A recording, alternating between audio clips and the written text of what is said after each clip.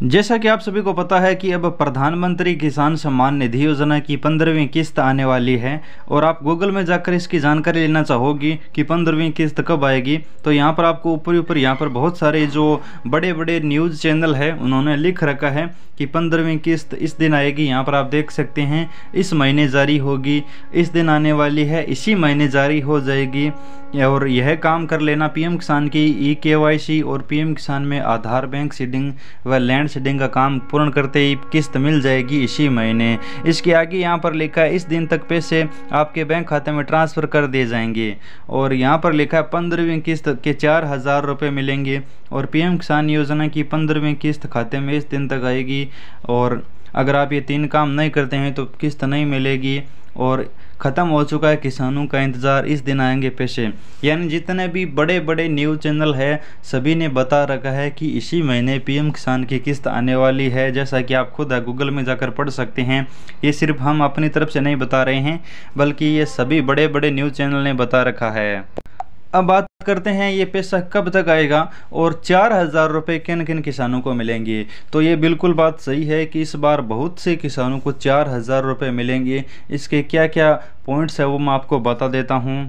तो प्रधानमंत्री किसान सम्मान निधि योजना की आपको पता है कि पिछली किस्त 27 जुलाई को मिली थी और अब इसके 4 महीने तो नवंबर में पूरे होते हैं, लेकिन दीपावली और चुनाव के चलते मोदी सरकार ये फैसला बदलेगी क्योंकि नवंबर में किस्त जारी बिल्कुल भी नहीं करना चाहेगी, क्योंकि नवंबर में कोई फ़ायदा ही नहीं होगा।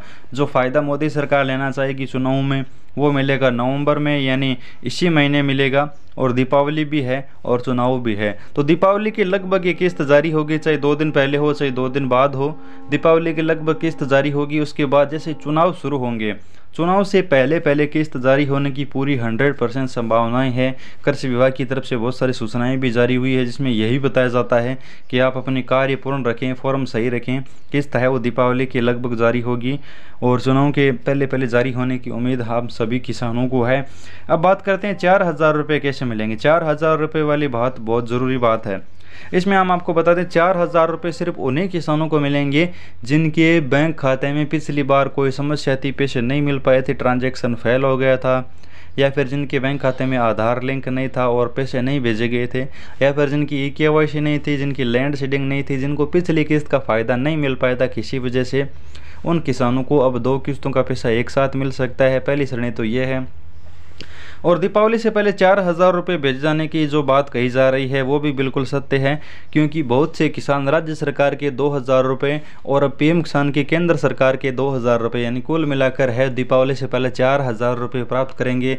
जैसे कि महाराष्ट्र के किसान है वो नमो शेतकरी योजना के 2,000 रुपये प्राप्त कर चुके हैं और जो मध्य प्रदेश के किसान हैं वो किसान कल्याण योजना के 2,000 रुपये प्राप्त कर चुके हैं।